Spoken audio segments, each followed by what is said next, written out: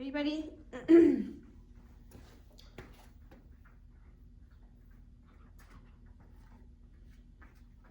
Okay, so with Mr. Rex, we have worked on his jumping in a few ways. One of those ways I'll have to show in a different video as I will need an assistant. But to practice it just by yourself, and just if he's like excessively jumpy on you at any moment, you can do a few things. So I first really worked hard on teaching him Rex off, having him get a response to the word off, as opposed to just having him think that if I say off, I may come take him off. I want him to think if he hears off, he should go look for food that I've thrown somewhere else, because functionally, this makes him walk away from the thing that he's getting up on, or the person that he's getting up on.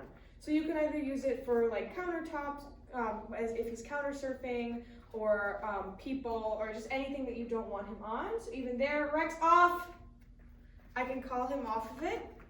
And to practice this, all I'm gonna do is say, Rex off, wait a second, and then throw food. Rex off.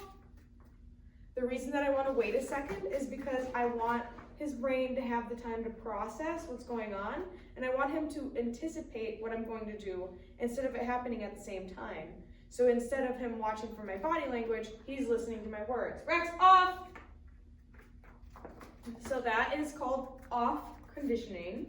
So another thing that you can do when it's just you, or if he's jumping on you in particular, is it's called high treats. And to start, Rex, I just get him coming at me, and I, yes, come from up high and raise or lower my treat to the ground, and this is going to make him sit.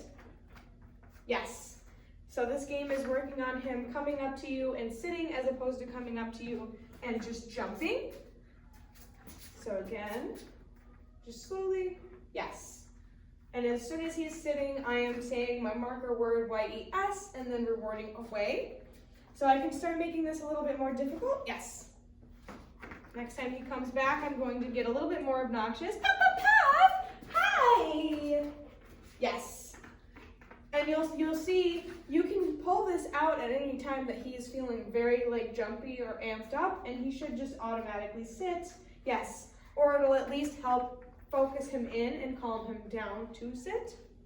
So again, I can make it more complicated. Puppy, puppy, puppy, oh my gosh, Rex, hi! Yes, and that time I didn't even have food in my hand, so it's just a hand signal. Puppy, puppy, right, Rex? Yes, and there he even thought about jumping, but chose to sit instead because he knows the pattern. So that is called high treats. Another game that we've played with him is called the no jump game. Basically, we are desensitizing him to things that are exciting so that he just isn't as hyped up by things that may have hyped him up before. So for example, Rex! Yes. High-pitched sounds, instead of making him jump, is more of a cue to sit. Hey, puppy! Yes. So instead of getting excited and jumping up at my face, he's just automatically sitting because he knows that that's what pays. So I can make it more difficult. Rex! Hi, puppy. Hi, puppy. And the second yes that he chooses to do something that isn't mouthing or jumping, that's when I'm going to mark and reward. He doesn't exactly have to sit. If he's just Rex, standing in front of me and being a good boy, yeah, yes, I will mark and reward that as well. But because we worked so hard on high treats and having him approach and sit when he's feeling excited, he will usually just default to sitting. So those are the 3 ways that I can work on jumping alone, and he's doing super well with that.